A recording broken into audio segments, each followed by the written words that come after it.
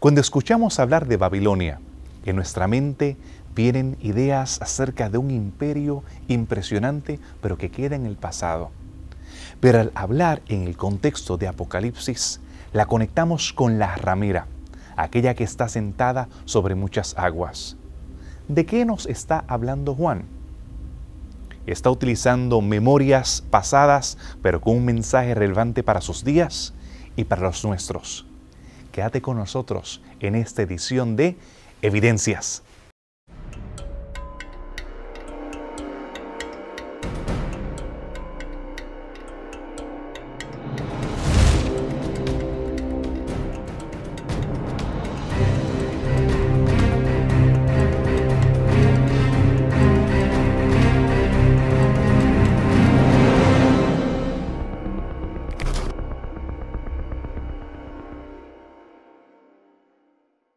Bienvenidos a este programa de Evidencias. Continuamos con esta serie dedicada a profecías.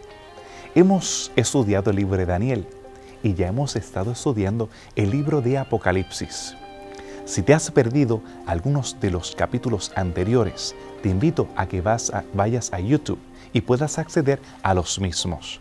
También puedes comunicarnos tus preguntas o inquietudes a través de nuestra página en Facebook. En esta ocasión estaremos estudiando profundamente lo que tiene que ver con Babilonia y la mujer que está sentada sobre muchas aguas. Cuando los cristianos del primer siglo pensaban en Babilonia, ¿qué ideas venían a su mente? Para la época cuando Juan escribe el Apocalipsis, Babilonia no es más la capital de un imperio.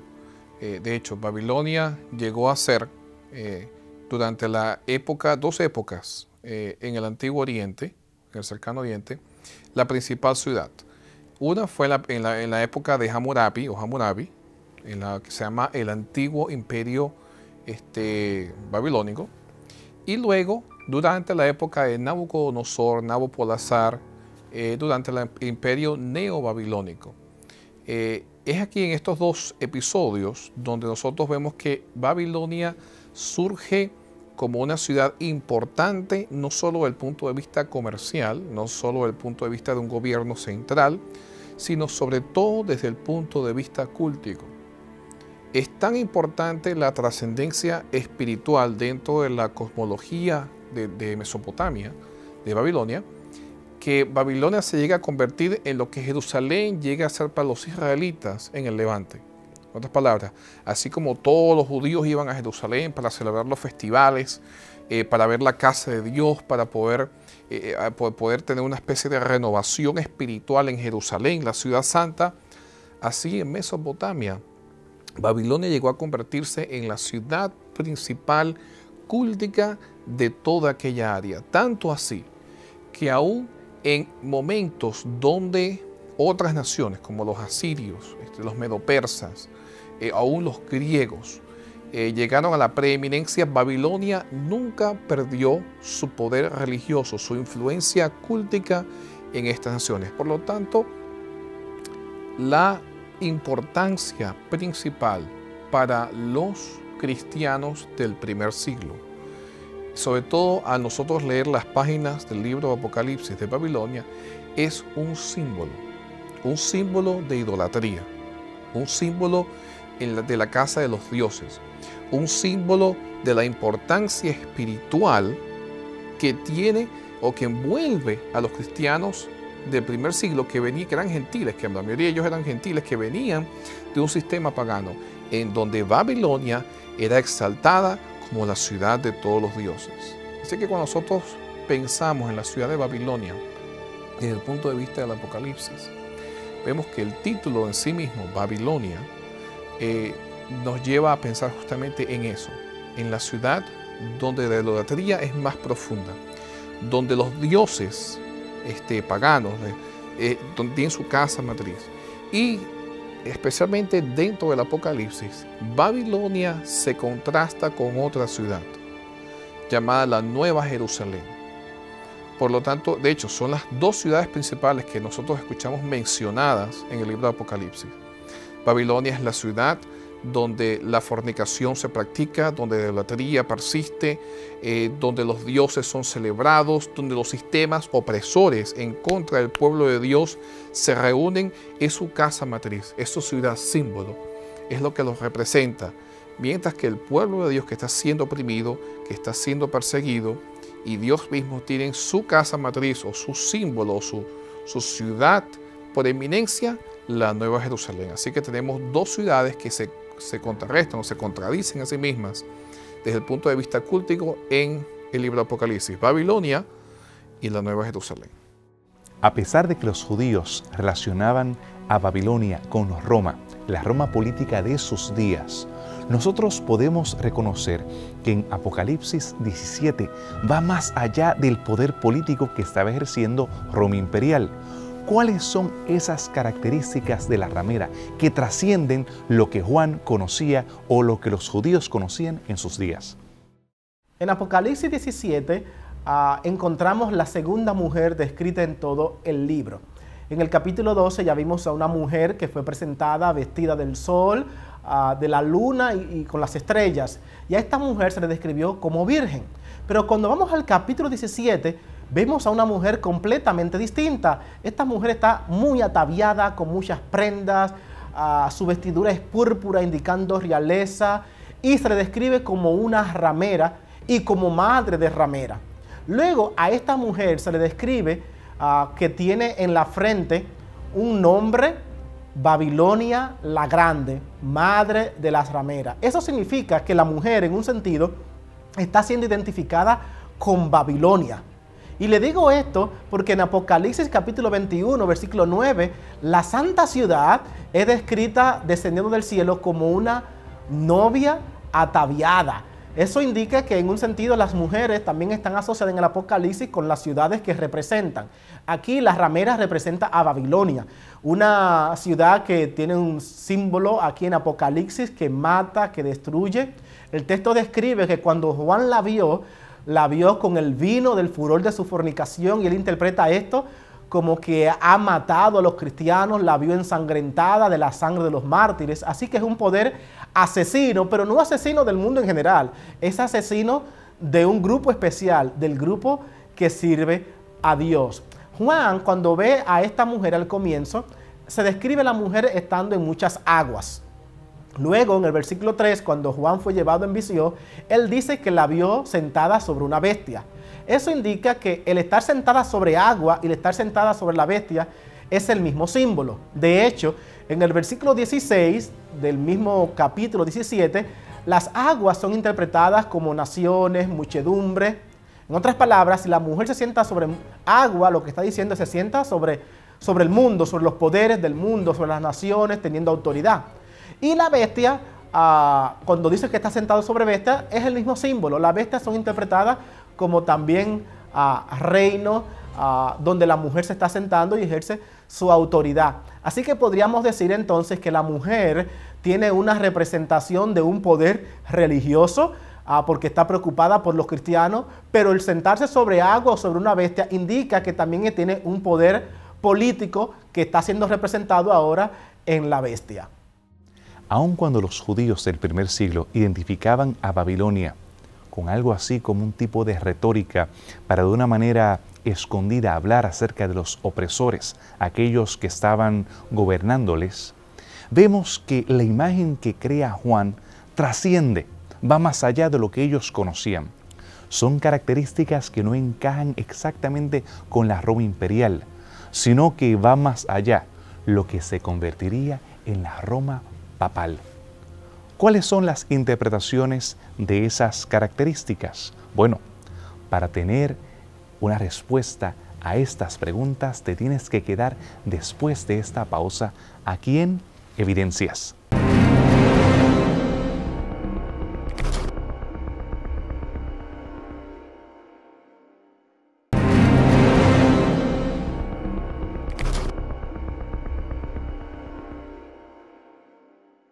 Regresando de esta pausa, estás con nosotros en tu programa de Evidencias. Agradecemos tus preguntas que has hecho a través de Facebook o a través de nuestro correo electrónico. y te invitamos a que continúes haciéndolas y también que solicites la serie de estudios bíblicos que estamos listos para enviarte. En esta ocasión hemos estado investigando acerca de Roma. Hemos visto la relación que hay entre la misma y Babilonia y la ramera que es esa figura enigmática que aparece en el capítulo 17. Sin embargo, hemos notado que las características que allí se presentan van más allá de la Roma imperial. ¿Qué significan esas características y detalles que son mencionados por Juan acerca de la ramera y acerca de Babilonia? Esta mujer también, así como la otra representa el pueblo de Dios, esta mujer representa un sistema que se opone a Dios. Y es presentada en una forma curiosa. Primero, cuando nosotros vemos cómo es descrita de una forma simbólica, no como una mujer común, sino como una mujer, primero, rica. Es una mujer cuyo vestido está de escarlata. Cuando nosotros vamos a lo que es la área de Roma, sobre todo al área de Fenicia también, vemos que los mantos que eran colorizados, que eran pintados, que tenían colores, sobre todo los de escarlatas, solamente eran vestidos por personas con mucho poder adquisitivo. Porque el tinte en sí era carísimo. Por lo tanto, la ramera viste de escarlata y aparte de eso está adornada de una serie de joyas que obviamente tienen como propósito reflejar su poder monetario. Es una mujer rica, es una mujer con mucho dinero. Pero aparte de eso, también se la presenta como una mujer que tiene una especie de nombre en su frente. Era común en la época de los cristianos, en la época romana, que las prostitutas tuvieran su nombre descrito en su frente. Y cuando nosotros pensamos en prostitutas, quizás estamos acostumbrados a la parte moderna, ¿no? La mujer que camina por la calle o bajo un prostíbulo, personas que lo hacen por necesidad, madres que no tienen para alimentar a sus hijos y entonces se venden a sí mismas, o quizás prostitutas de alta clase, como han habido varios escándalos de gente importante en la política, que tenemos esa versión moderna de la prostitución. Pero el hecho es que en el antiguo Roma, las prostitutas, muchas de ellas eran personas pudientes. De hecho, algunas de ellas ni siquiera lo hacían por necesidad económica, sino sencillamente por diversión. Pero el hecho es de que las prostitutas en el antiguo Oriente tenían muchas ganancias y eran personas de mucha influencia y de mucho poder. Por lo tanto, cuando esta mujer se presenta de esta manera, se presenta como una mujer poderosa, influyente. Un sistema, no es cualquier prostituta. Esto es un sistema fuerte, bien consolidado, con suficientes medios económicos y con mucha influencia. He allí la representación de que todos los comerciantes vienen a prostituirse con ella y que dirige prácticamente el comercio a nivel mundial. De hecho, la mayoría de las prostitutas más influyentes están justamente en las ciudades portuarias. María Magdalena, por lo menos, en realidad su nombre es María de Magdala, y justamente es la prostituta principal de una ciudad portuaria llamada Magdala. Por lo tanto, en los sitios portuarios había mucha práctica de la prostitución porque obviamente el comercio era más elevado. Así que esta mujer es presentada nuevamente como una mujer prostituta, la prostituta de todas, una mujer de mucho dinero por sus vestuarios y por su posición, pero aparte de eso, también se la presenta como sentada sobre 7 colinas o 7 montañas. Y es tradicionalmente conocido de que la ciudad de Roma, de hecho se le llama la ciudad de las 7 colinas, porque donde surgió Roma, en toda el área geográfica había 7 colinas y cada una de ellas dominada por diferentes familias, las cuales lucharon por poder absorber el control de toda el área y finalmente establecieron la ciudad de Roma, que luego eventualmente llega a crecer y llega a convertirse en una ciudad-estado, una ciudad-gobierno, y luego a conquistar más provincias hasta que se convierte en lo que nosotros consideramos hoy en día como el Imperio Romano. Pero aparte de todo eso, la forma en que es presentada esta ramera tiene también, es muy similar a la forma en que se presenta a una diosa particular en el Antiguo Oriente que logró trascender los límites, inclusive de los imperios. Es lo que se conoce como la diosa Ishtar, también se conoce como Inanna, y durante lo que es la área greco-romana llega a trascender en cultos como la diosa Afrodita, como a la diosa Diana. Por lo tanto, vemos que la influencia, o lo que Juan está tratando de hacer, es presentar un sistema que es totalmente impuro, que es idólatra, que está representado en los poderes políticos principales como Roma y Babilonia, y que tiende a representar la epitomía, el clímax máximo del sistema que se opone contrariamente a Dios y que es capaz de oprimir a su pueblo. Ahora, tradicionalmente esto se ha interpretado como algo representativo de la Iglesia Católica durante la Edad Media. Todos, creo que no es algo particular, todos sabemos acerca de la Inquisición, todos sabemos acerca de lo que pasó durante esta época oscura de la historia de la humanidad. Sin embargo, es importante saber, es importante resaltar que este sistema no solo representa a una iglesia en particular, sino que es representativo de una ideología donde las leyes humanas, donde la voluntad humana y donde la injusticia se ponen por encima de las leyes divinas. Una ideología donde el hombre toma el lugar de Dios y se proclama a sí mismo como su propio Dios. Esto es lo que está representado justamente en estas características, donde la ley de Dios es pisoteada y la ley del hombre es exaltada por encima de la ley de Dios, donde hay injusticia, donde hay inmoralidad, donde hay idolatría y donde se mezclan todos estos elementos en un sistema mundial religioso que tiende a tener la apariencia similar al sistema de Dios, pero que obviamente no es el sistema de Dios. En otras palabras, la mujer y la mujer se parecen. Babilonia y Nueva Jerusalén se parecen, son ciudades, pero cuando los ves más de cerca, no son lo mismo, porque tienen ideologías diferentes y propósitos diferentes. Los cristianos tuvieron la oportunidad de analizar la historia con el libro de Apocalipsis. Muchos de ellos estaban inquietos. Ellos notaban que algunas de las características de la iglesia que ellos amaban, aquella iglesia que les había enseñado acerca de Jesús, también tenía características paralelas a lo que se presenta como Babilonia. Había preocupación, porque no estamos hablando de personas, de individuos, estamos hablando de un sistema político-religioso. Y aquellos que amaban a su iglesia salen de la misma en lo que se conoce como la Reforma Protestante. Ellos identificaron a Roma papal, con la ramera, con esta bestia. Pero realmente, ¿de qué está hablando Apocalipsis 17:11 cuando se refiere a la bestia que era y no es? También es el octavo y procede de los 7 y va a la perdición. ¿A qué se refiere la misma?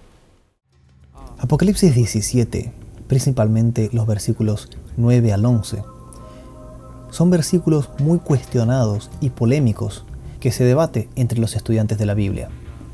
La bestia y la mujer que se presentan en Apocalipsis 17, vemos que están directamente asociadas con las bestias presentadas en el capítulo 13. El libro de Apocalipsis presenta varias imágenes que contrastan.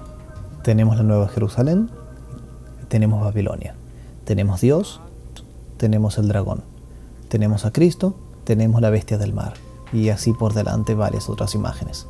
De esa manera, el libro hace una recapitulación de la historia en varias oportunidades, y es por eso que al estudiar el capítulo 17, que está asociado con la caída de Babilonia, que está en el capítulo 18, no nos debemos sorprender el hecho de que se asocie con interpretaciones que vimos en otros capítulos.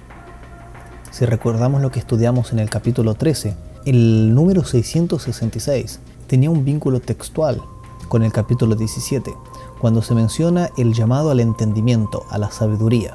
En Apocalipsis 17 leemos lo siguiente: en esto consiste el entendimiento y la sabiduría. Las 7 cabezas son 7 colinas sobre las que está sentada esta mujer.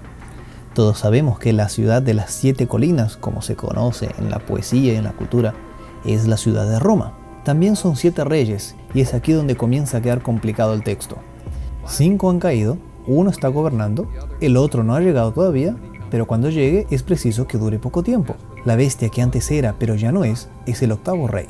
Está incluido entre los 7 y va rumbo a la destrucción. ¡Wow! Las personas leen esto y se quedan sorprendidos. ¿Qué está pasando aquí? Académicos que estudian los libros de profecía separan a estos reyes entre 7 y luego el 8º. Si estudiamos la Biblia, veremos que hasta el siglo I, el pueblo de Dios tuvo 5 grandes enemigos. Egipto, donde se dieron las plagas de Egipto para que el faraón dejara al pueblo salir. Entonces Egipto, Asiria, Babilonia, Media y Persia y Grecia. Estos son 5 reinos que ya habían caído hasta el tiempo del apóstol Juan. 1 está gobernando. Esto tiene que referirse a Roma, al Roma pagana. Luego dice que un otro no ha llegado todavía. Siguiendo la historia, vemos que este 6º poder debe ser Roma, cuando ahora se transforma en Roma cristiana, la Roma religiosa, la Roma católica. Pero ahí todos preguntan, ¿y cuál es el 8º rey? ¿A qué se refiere el texto cuando menciona un 8º rey?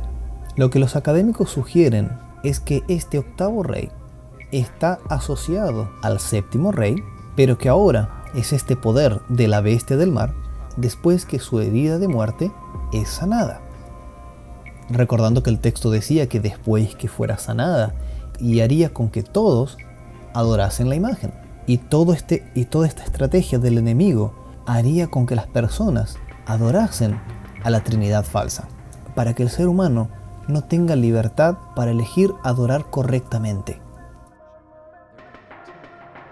Entonces este 8º rey es el 7º rey, pero ahora en el periodo del tiempo del fin, donde manifestará su poder nuevamente para engañar, si posible, hasta los escogidos. Cuando pensamos en la ramera, en vez de pensar en aquella mujer que se encuentra en aquella callejuela oscura, que es identificable de antemano acerca de la profesión que ella ejerce, deberíamos pensar en una mujer sofisticada, hermosa, bien peinada, bien arreglada. Esa es la figura que realmente tiene Juan en el libro de Apocalipsis. Y la misma engaña, tiene la capacidad de embriagar y embriagar con la sangre de los santos. El rol que tuvo la Iglesia romana a través de los siglos durante la llamada Santa Inquisición fue horrible. Los libros de historia lo demuestran hasta nuestros días. Sin embargo, nosotros debemos de desasociarlo, de desligarlo de la identidad de individuos, de personas que aman al Señor, que desean precisamente la salvación, aquellos que buscan el reino. Y nosotros cuidarnos del sistema que engañó en el pasado, que continúa engañando y que engañará. No se trata de individuos, no se trata de personas que están buscando la salvación, se trata de un sistema opresor. Ahora, todavía hay características que tenemos que definir y cómo hay un llamado a salir de ella. Quédate con nosotros después de esta pausa en Evidencias.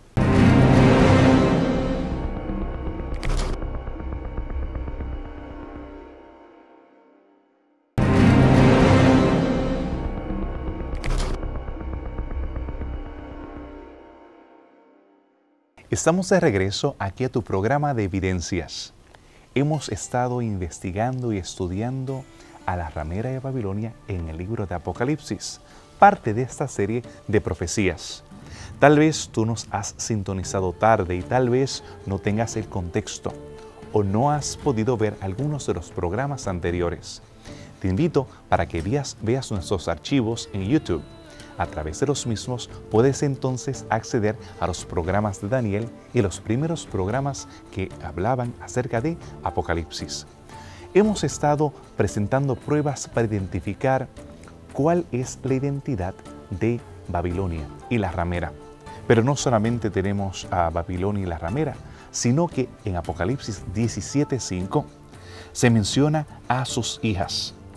En su frente estaba escrito un nombre, un misterio: Babilonia, la grande, madre de las rameras y de las abominaciones de la tierra. ¿A qué se está refiriendo el apóstol Juan cuando habla acerca de las hijas de la ramera? Una de las cosas que nosotros quizás debemos entender es la expresión la madre de las rameras. De hecho, el énfasis de la expresión no es en las rameras, sino en la posición de la ramera principal. Cuando estaba pequeño, había una expresión entre los niños que se decía, este sí es el padre de las métaras, ¿no?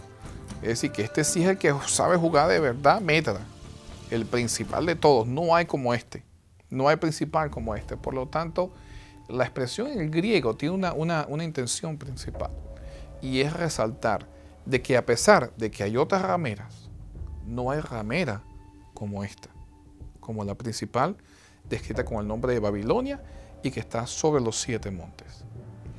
Cuando nosotros vemos la descripción de la ramera, vemos que primero es un sistema idólatra. En alguna forma sustituye la adoración del verdadero Dios por la adoración a una representación falsa de Dios. Bien sea un hombre, bien sea una bestia, bien sea lo que sea, pero reemplaza la adoración a Dios. Segundo, es una ideología que tiene como propósito principal imponer su adoración o su ideología por canales quizás impositivos, como bien sea políticos o militares, persecución, opresión, injusticia. En otras palabras, se impone a sí misma, impone su ideología en una forma en que fuerza a todos, inclusive a costa de la pena de muerte, a seguirla a ella o no. Tercero, no solo es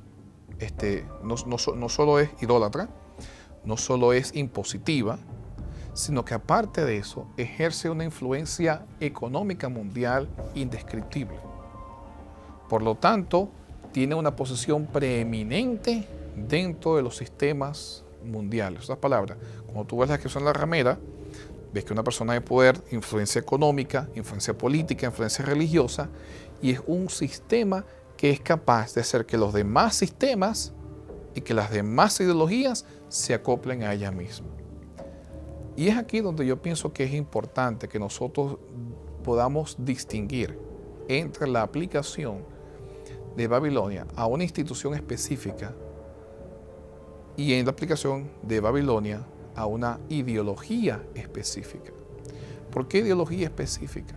Y es aquí donde yo pienso que entran las rameras o las hijas de la ramera.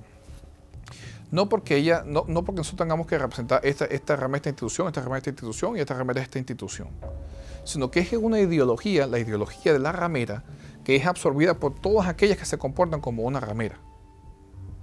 Otras instituciones absorben esta ideología y al absorberla se convierten justamente en la gran Babilonia, en parte de la gran ramera del Apocalipsis.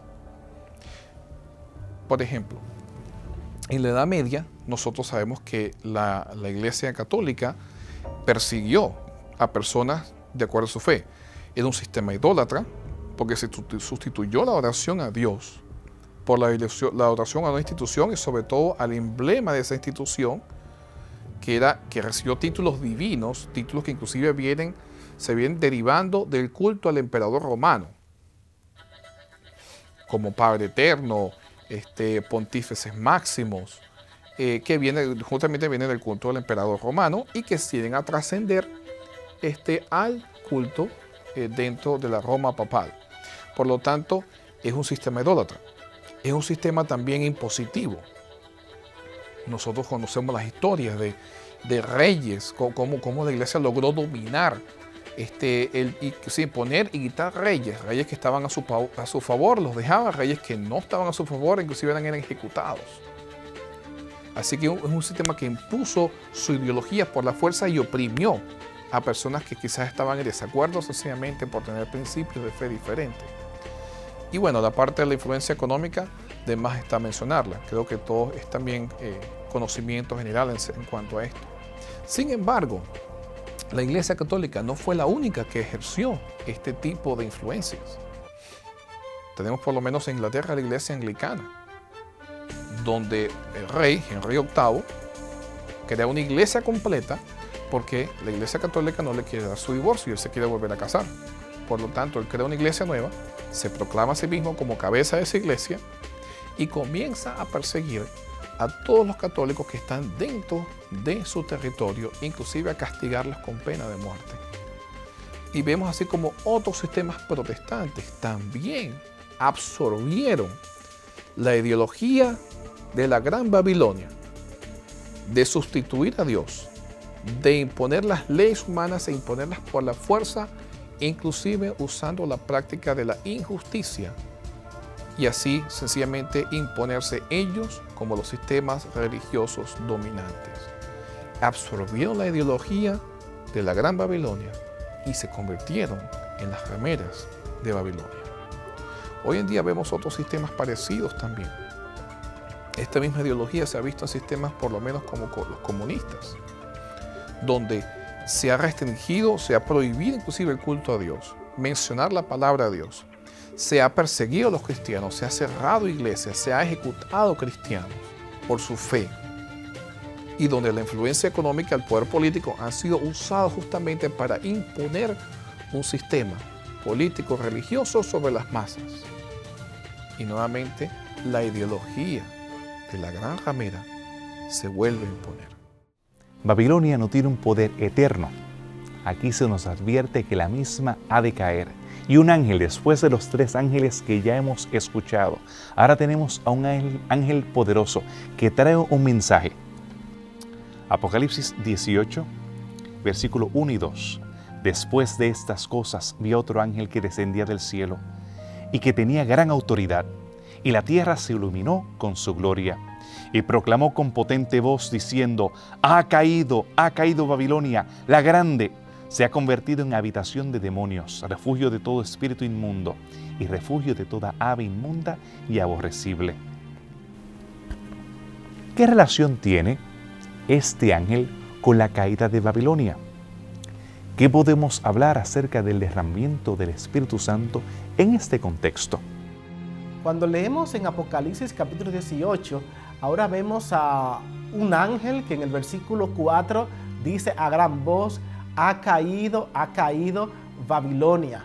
Y entonces dice: salid de ella, pueblo mío. Este mensaje ya apareció anteriormente y justamente por un ángel. En el capítulo 14, en el versículo 8, el mensaje del segundo ángel dice: ha caído Babilonia.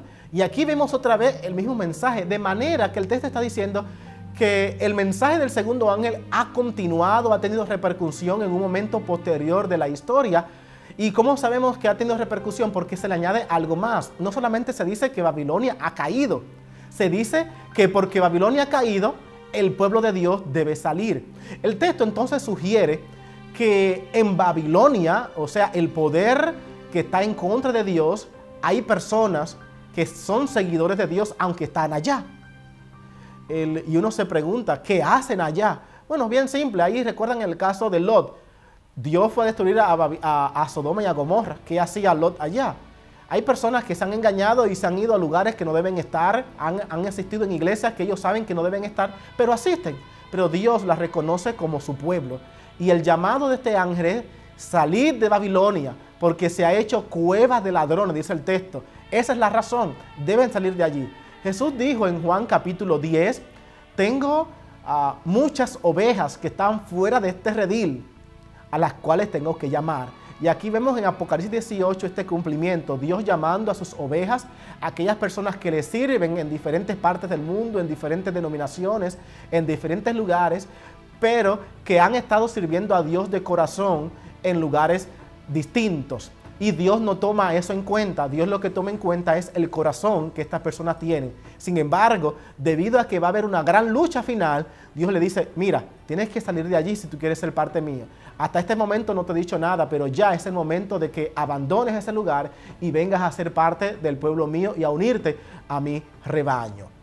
Ahora bien, el ángel dice que cuando predica este evangelio, este mensaje de salir de Babilonia, dice que la tierra se iluminó con su gloria, se llenó con su poder.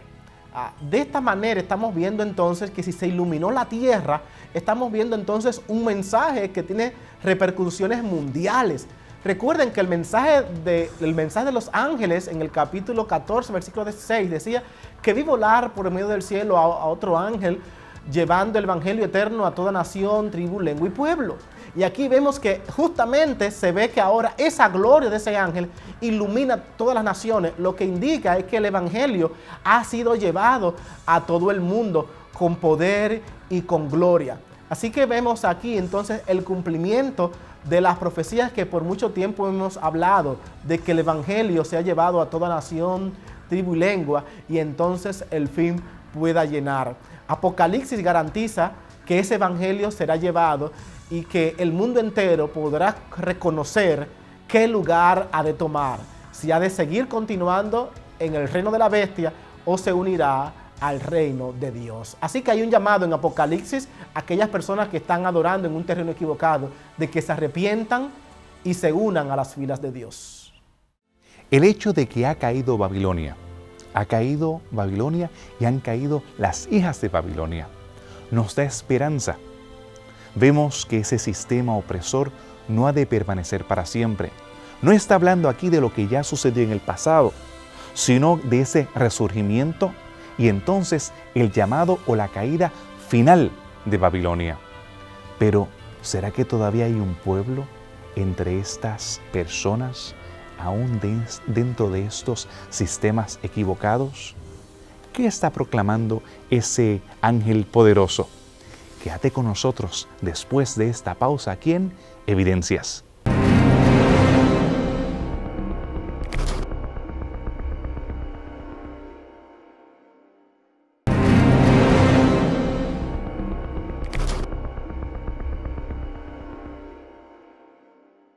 Hemos llegado al último segmento de este programa acerca de Apocalipsis y Babilonia. Hemos estudiado acerca de Babilonia, la ramera y las hijas de la ramera.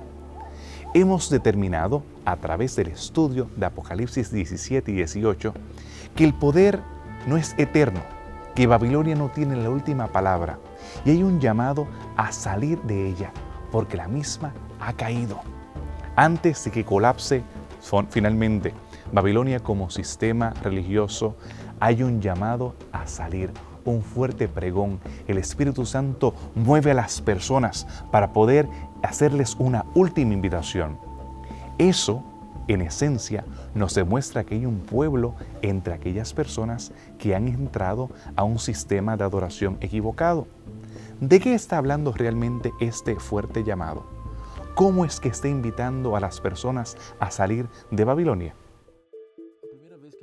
La primera vez que se menciona la caída de Babilonia es en el capítulo 14, y es en este capítulo donde se presenta que la controversia entre Babilonia y el pueblo de Dios es que Babilonia se está oponiendo a Dios, poniéndose en el lugar de Dios, desafiando a Dios. Ese es el problema en el cual se acusa a Babilonia, y ahí se presenta que este poder va a caer. En contrapartida, se presenta al pueblo de Dios, representado por dos características: la fe en Jesús y la fidelidad a Dios por medio de la observancia de la ley. Este es el contexto entre Babilonia y los que siguen al Cordero. Ahora somos sorprendidos cuando llegamos al capítulo 18, cuando leemos lo siguiente en el versículo 4. Salgan de ella, pueblo mío. O sea, Dios le está hablando a Babilonia y conversando con ella le dice, salgan de ella, pueblo mío. Esto es sorprendente, porque de acuerdo con este texto, existe una parte del pueblo de Dios dentro de Babilonia. No solo del lado de afuera, pero también hay del lado de adentro. Y personalmente creo que la mayoría numérica del pueblo de Dios se encuentra dentro de Babilonia. Dios ama a estas personas, Dios quiere que se salven, y son personas que tienen un conocimiento equivocado con respecto a la Biblia y con respecto al amor de Dios. Pero ¿cuál es el punto principal en el cual estas personas están equivocadas? Si ellas están dentro de Babilonia, quiere decir que están siguiendo los conceptos de Babilonia. Ellas están ignorando el ministerio intercesor de Jesús por ellas. Probablemente Jesús no es el enfoque central de la religión de estas personas. O puede ser que estas personas fallen en un segundo aspecto, que es que Babilonia desafía a Dios no observando la ley de Dios. Entonces de repente muchas de estas personas están inconscientemente dejando de observar la ley de Dios. Ellas no quieren hacer eso, pero están engañadas y por eso lo hacen. Y es por ese motivo que Dios, conociendo el corazón sincero de estas personas que están engañadas, Dios les hace un llamado de misericordia para que salgan de Babilonia, que dejen de practicar los engaños enseñados por Babilonia, como por ejemplo dejar de venerar líderes religiosos, santos o cualquier otro ser que sea intermediario entre ellas y Dios. Estas personas son llamadas a dejar este tipo de adoración y que ahora acepten el ministerio intercesor de Jesucristo por ellas en el cielo, quien fue que murió por todos en la cruz y ahora opera por nuestra salvación. Él es el que tiene que ser adorado y es con Él que tenemos que hacer nuestra alianza. O sea, Jesús en primer lugar y no más intercesores humanos o imágenes creadas por seres humanos.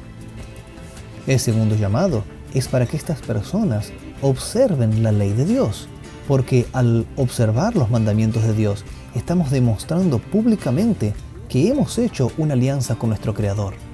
Este es el llamado para salir de Babilonia, para dejar estos conceptos religiosos engañosos presentados por Babilonia, los cuales son muy populares alrededor del mundo, pero que ahora deben ser abandonados. Y esa gran manifestación del Espíritu Santo que ocurrirá en el final de los tiempos será justamente para terminar de convencer a estas personas de la verdad, dándoles fuerza y poder para que puedan tomar la decisión de hacer una alianza con Jesús y comenzar una nueva vida y de esa forma abandonar el engaño. El mensaje esencial de Apocalipsis 17 y 18 es un mensaje de amor. En muchas ocasiones lo vemos presentado como un mensaje de condenación. Babilonia, hijas de Babilonia, la ramera, hijas de la ramera. En vez de reconocer el llamado al arrepentimiento y perdón, un tierno y amante Salvador que está invitando a aquellos que se encuentran en pecado o aquellos que simplemente no han conocido plenamente la verdad. Aquellos que tal vez sinceramente han estado buscando, pero que todavía no han visto verdades que otros han tenido el privilegio de ver. ¿Qué nosotros podemos entender como el mensaje de Apocalipsis 18 proclamado por aquel fuerte ángel? ¿Se trata de un mensaje de condenación simplemente o hay un llamado al arrepentimiento? El mensaje de Dios de salir de Babilonia es un mensaje de Dios que es lleno de amor. Porque Él complementa en la segunda parte del versículo 4 diciendo: para que no sean cómplices de sus pecados, ni los alcance ninguna de sus plagas. La Biblia dice que Dios va a castigar la rebelión de Babilonia. Él va a castigarla por el mal que este poder ha causado. Pero Dios no quiere que su pueblo sufra y es por eso que hace un llamado de amor, para que sus hijos salgan y se posicionen al lado de Él, siendo fieles, haciendo el bien y no haciendo más el mal. Otro punto importante que tenemos que analizar: cómo el conflicto entre el bien y el mal se va a desarrollar, se va a materializar para los tiempos finales, para los últimos momentos, como lo presenta la Biblia. Para entender un poco mejor sobre este punto, es interesante estudiar la estrategia de cómo Dios actúa, pero también la estrategia de cómo el enemigo actúa. Entendiendo la estrategia de Satanás, también podemos entender cuál es la estrategia de Dios, qué es lo que Dios hace en contrapartida. Y es interesante porque Apocalipsis nos presenta estas dos estrategias. Analicemos algunos puntos ahora.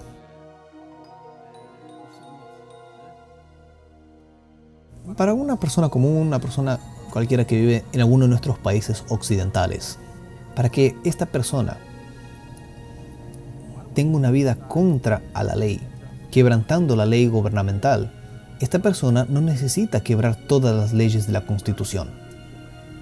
Basta apenas que ella deje de cumplir algunas leyes o cometa algunos crímenes, ya sería suficiente para que esta persona sea llevada a la cárcel. Con tan solo quebrar una ley, podemos ser condenados. Por ejemplo, si esta persona comete un asesinato, la persona irá a la cárcel por eso. No hace falta que cometa otros delitos. Y esto se asemeja a lo que vemos en la Biblia con respecto a la ley de Dios. El apóstol Santiago nos presenta este concepto en el capítulo 2, versículo 10. Porque el que cumple con toda la ley, pero falla en un solo punto, ya es culpable de haberla quebrantado toda. Esto es semejante a lo que vemos hoy en nuestras leyes gubernamentales. No hace falta que quiebres toda la ley. Con apenas una ya puedes ser preso. Es interesante que Satanás sabe de eso. Y no es necesario que él convenza a todo el mundo a quebrar todos los mandamientos de Dios simultáneamente. Basta que él consiga hacer con que la humanidad se rebele contra Dios en apenas un mandamiento. Y ahora Apocalipsis nos presenta que el enemigo ha elegido un mandamiento para rebelarse contra Dios, que es el mandamiento que revela a Dios como creador, porque él mismo no acepta que Dios sea el creador. De esa manera, en su estrategia en contra al creador, hace con que la humanidad siga sus pasos. De esa manera, vemos que la gran estrategia del enemigo es rebelarse contra la marca del creador. Y en la Biblia vemos que la marca del creador desde la creación es el séptimo día, el sábado. Por esa razón, él mismo establece su propia marca, que en Apocalipsis es presentada como la marca de la bestia. Y ahora lo que él hace es hacer con que la mayoría de las personas crean que esta marca es la marca verdadera, que esta es la marca religiosa verdadera, la marca de Dios. Pero es un engaño, ya que la marca de la bestia es una falsificación de la marca de Dios, del sello de Dios. Esta es la estrategia que Apocalipsis nos presenta para los tiempos finales. Por eso que nosotros imaginamos que a medida que vayan pasando los años, cada vez más se va a hacer un hincapié en la observancia del domingo por motivos religiosos, motivos políticos, motivos ecológicos, por varios motivos económicos. Y será de tal forma que prácticamente toda la humanidad, de alguna manera u otra, va a aceptar que lo mejor hacer es observar este día como descanso.